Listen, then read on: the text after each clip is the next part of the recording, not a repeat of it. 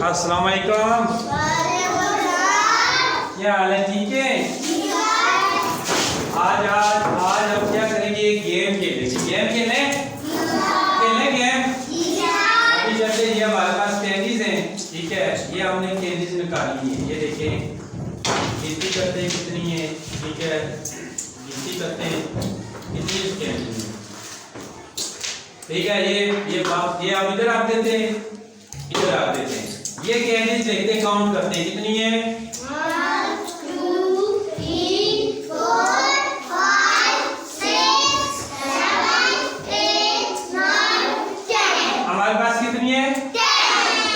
कितनी है? 10 है ना।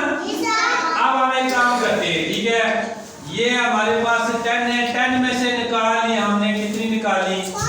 4 निकाली। कितनी निकाली? 4। तो बाकी कितनी बचेगी? शाबाश। बाकी कितनी बचे? 1 2 3 4 5 6 बची है ना। बताया, समझ आ गया? अगर आपके पास 10 कैंडीज हो, 10 में से 4 माइनस कर दें तो कितनी बचती है? 6। अब 6 में से हमने 2 निकाल दिए, बाकी कितनी बची है? शाबाश। काउंट करें। कितनी बची है?